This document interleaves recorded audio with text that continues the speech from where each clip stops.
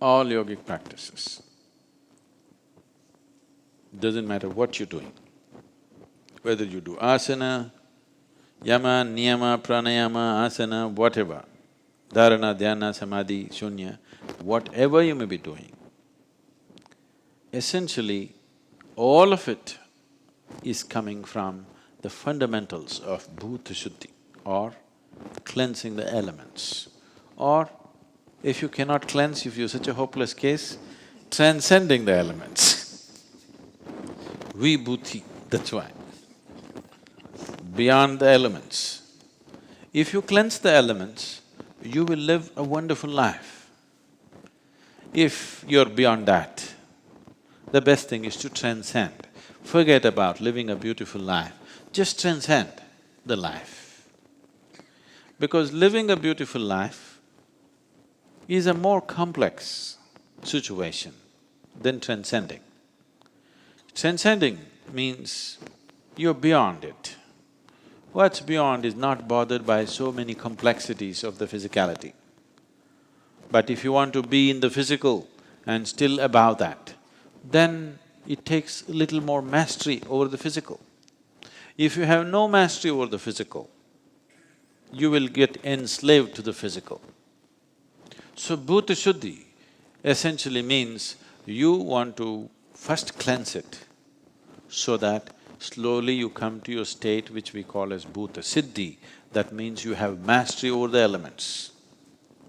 Everybody has some kind of capability with the elements, otherwise you wouldn't even live a normal life. Right now, how well organized the five elements are in your system decides how firm and stable and organically strong this body is. It's just… body is a play of five elements. So is the world, so is the universe. Everything is a play of five elements. In these five, unless you want to explore mystical dimensions, you don't have to bother about the space. So there are only four. Among the four, 72% of your body is just water. Just check and see. You're just a water bottle, 3/4 full, you know. You need to understand, it is in sync with the planet. Approximately 72% of the planet is water. Do you know this? Yes? That is how life has evolved. Whichever way the nature of the planet is manifested in your body in many different ways. So about 2/3 of the planet is water, 2/3 of the body is water. So when you eat food, you must always eat food where the water content in the food is over 70%. This one thing the Western societies are ignoring and paying a huge price. Now everywhere it's becoming like that. If you eat any vegetable, it will be over 70% water. If you eat a fruit, it'll be over 90% water. If you want cleansing to happen, you must eat fruit.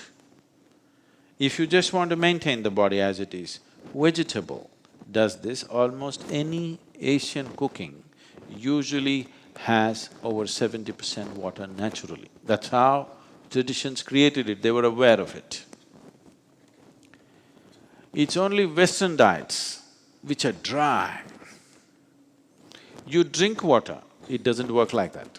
The food should have over 70% water content. So 72% is water. Another 12% is earth, you know. Only 12% of your body is actually earth. Largely it is water, so that's 84%. Another 6% is air. Air is the easiest thing to manage and take charge of because there is breath and you can take charge of it in a certain way. Another 4% is fire.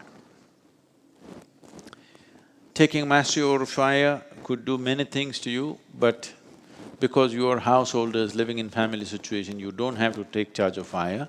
You can keep it as it is, sometimes you can burn somebody a bit. You need it, right? You're married. Once in a way, if you don't burn them a bit, it may not work. Yes or no? The remaining 6% is space. You don't have to bother about that unless you want to explore mystical dimensions of the existence. To live well, 4 elements is enough. 5th one is not relevant for people who just want to live well. Taking charge of this, there's a whole system of practices. Some are direct, others are roundabout. Bhuta Shuddhi can be practiced in a most simplistic way or in a highly sophisticated way. Taking charge of the elements is in many ways. One thing is how you consume these elements, how you treat these elements. The whole system of ancient cultures were about treating the 4 elements right. The 4 elements are the basis of your creation. If you have even a minor mastery over it, you will start living in ways that other people think is magical. Nothing magical, because right now you drink water. See how it is? Does it look like you? Does it look like you? Does it look like you? Does it resemble any of you? But if you drink this, it becomes you, isn't it? Isn't this magical? This itself, life itself is magical. There's nothing in life which is not magical, isn't it? Just some disease got cured, that is not the miracle. Look at this becomes you. This is a phenomenal miracle, isn't it? Once you're capable of performing this miracle, you should be capable of many other minor things. Fixing an ailment or you damaged something, fixing it, all these things should be possible because you're creating the whole body from inside, isn't it? Using the 4 elements, you are creating a whole body. Unfortunately, it's happening unconsciously, that's all. So, bringing consciousness to how these 4 elements are becoming human body. When I say human body, from this water you're manufacturing a highly sophisticated mechanism, isn't it? Yes or no? What this amounts to is, if I just pour this water on the floor, it became iPad. What would you call that? Suppose this glass of water, I poured it down and there this water became iPad. What do you call that? Miracle, isn't it? The same thing, I drink this becomes I. This not a miracle? I was in the same trip, I came to Deagle Airport and there was a grumpy-looking security man. He asked, any fluids? I said like this. He got irritated, he looked at me like this. Then he put my bag there, computer? I said like this. He burst out laughing. We are too impressed with what's happening around us. What's happening within us is too big, isn't it? Yes? All computers are a small manifestation of this, isn't it? We are enamored with that, but not enamored with this. That is our problem.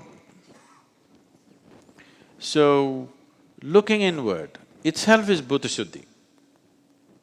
If that's not possible for you, there are simple processes. There are practices, there are rituals, there are elaborate systems as to how to take charge of elements. Or if you don't know how to do it, somebody can perform something from which everybody can benefit. There are Bhuta Shuddhi rituals. For example, every month there is Panchabhuta Aradhana happening in the Dhyanalinga. You don't know how to do it. Somebody else will do it, you just sit there in the presence and benefit from that.